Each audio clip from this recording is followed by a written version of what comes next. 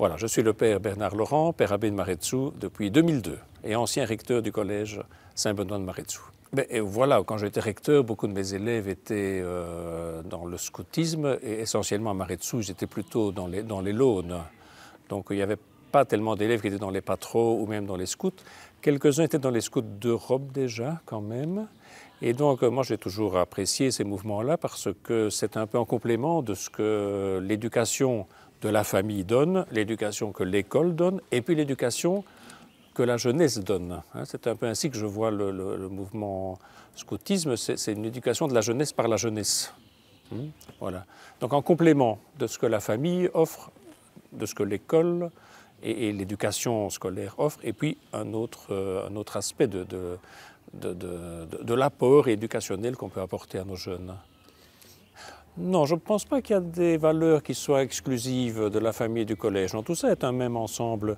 Mais je dirais que dans le mouvement scoutisme, ce qui est mis plus en valeur, c'est le côté fraternité finalement. Moi, je voyais, il y avait beaucoup d'élèves qui étaient chez les Launes ou chez les scouts. Ils étaient fils uniques ou bien ils étaient entourés, les pauvres malheureux, de 2 sœurs par exemple. Bon, et ça leur faisait du bien d'aller d'abord de venir dans un collège comme le nôtre, mais en plus d'avoir cet aspect-là. Voilà. Mais je ne dirais pas que c'est exclusif, non, au contraire. Tout ça converge certainement. Mais oui, c'est-à-dire que les valeurs familiales de fraternité, tu fais partie d'une même fratrie. Bon, tu ne choisis pas ton frère et ta sœur, tu les as, et ça va bien ensemble ou qu'importe. Par contre, dans le scoutisme, c'est une fratrie qu'on choisit. Mais elle ne fonctionne bien que si ça fonctionne bien dans la famille aussi. Voilà. Ou un complément, voilà, ça dépend.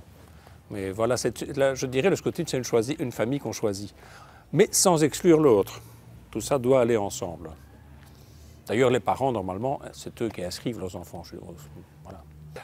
Je ne connais pas bien l'histoire du père Atout, mais ce que j'en connais, c'est que c'était un personnage qui avait une très forte personnalité, certainement, qui a mis en œuvre beaucoup de choses.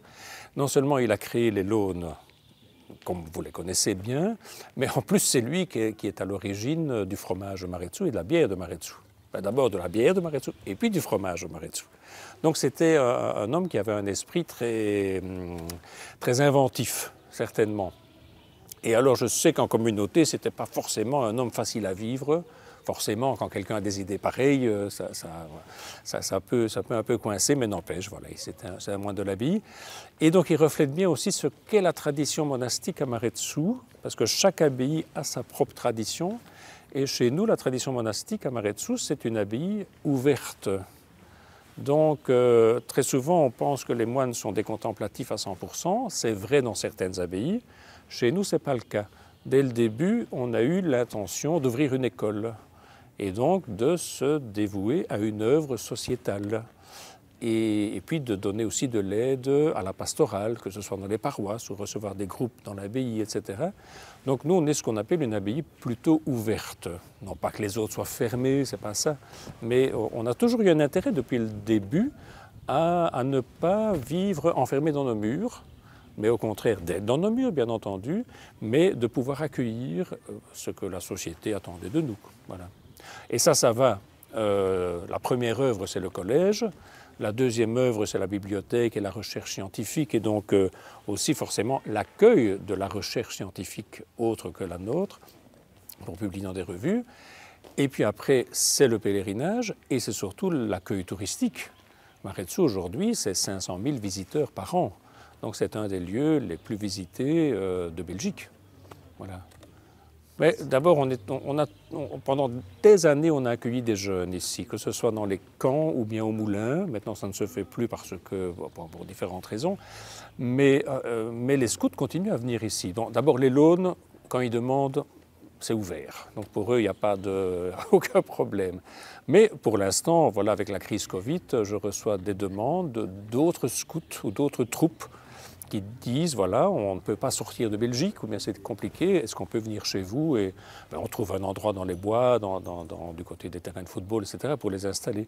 Parce qu'on trouve que c'est important. C'est important, même au niveau chrétien, d'accueillir les jeunes, de leur montrer que l'Église n'est pas fermée à ces jeunes et qu'elle peut les accueillir en toute sécurité, parce qu'il faut aussi bien le préciser maintenant. Et donc ils ont leur place aussi dans l'Église, parce que normalement, toute personne qui est en train de grandir, il faut aussi veiller à ce qu'il ait une bonne tête, un bon corps, mais qu'il ait aussi un bon esprit, une bonne âme. Et voilà, on ne force pas, mais le fait d'être dans un entourage comme ceci peut questionner les jeunes sur ce qu'est la foi. Mais je pense qu'aujourd'hui, un mouvement comme les Launes, un mouvement que nous soutenons, c'est un moyen de dire nous-mêmes notre soif de la spiritualité, notre soif de l'absolu. Donc ne pas venir tout de suite avec un credo tout fait, mais de dire nous avons nous-mêmes soif de quelque chose et d'attirer aussi les jeunes à se poser la question de dire est-ce que moi j'ai soif de quelque chose? Et donc moi je trouve les mouvements scouts ils ont une très grande importance dans l'évangélisation. Et l'Église doit être présente là, certainement, pour justement montrer cette soif que l'Église a de Dieu. Et si dans les scouts ils sont baptisés, eux aussi, mais cette soif elle vient en buvant à la foi des autres. Voilà, c'est pour ça que je trouve que c'est très important, que ce soit les Launes ou bien les scouts de France ou d'Europe. Aujourd'hui, je vois en France, les vocations sacerdotales viennent toutes des milieux scoutistes. Donc c'est important, c'est vraiment un endroit que l'Église auquel elle doit s'intéresser, certainement. Oui, je peux en parler parce que... Donc voilà, donc oui c'est vrai, il y a un arbre derrière moi. Au début j'y étais un petit peu réticent parce que je trouvais qu'un arbre planté juste devant l'église risquait d'un peu d'empêcher la vue de l'église. Mais voilà, l'arboriste m'a dit, écoute, un tulipier, d'abord ça va pousser un peu comme une flamme. Donc ça ne sera pas très large, mais ça va pousser très haut. Enfin, pas trop haut non plus, mais comme une belle flamme, comme une belle bougie. Ça, c'est un beau symbole aussi. Et puis cet arbre symbolise la liberté, symbolise la jeunesse. Et donc ça avait sa place alors, voilà, dans cet endroit. Et puis il a un très beau feuillage. Un beau feuillage bien vert, et puis en automne, il prend une couleur très dorée. Et... donc j'ai décidé qu'il avait bien sa place ici et nous l'avons planté avec tout le respect qu'il fallait. Cette première année, il ne va pas pousser, il va juste faire ses petites racines et puis l'année prochaine, il va grandir. Et il sera là pour les 200 ans des Launes. Un arbre, c'est un symbole très religieux. Hein. L'arbre, il a son tronc, il a sa ramure qui monte au ciel et il a ses racines qui descendent dans la terre. Et donc il relie vraiment ce que nous essayons de vivre aussi dans notre vie. C'est-à-dire on a tous des racines, on en a besoin hein, pour aller chercher ce qui nous fait vivre, mais aussi on a besoin de la lumière. Et cet arbre symbolise ça. C'est pour ça que les arbres sont souvent sacrés. Et donc qu'on en tire même de la force. Hein. Aller se promener en forêt, on en revient plus calme, plus tranquille, plus fort que si on va se promener sur un parking. Oui, je leur souhaite d'abord 100 ans. Un beau souvenir que j'ai, c'était les 90 ans des Launes qu'on avait fêtés ici.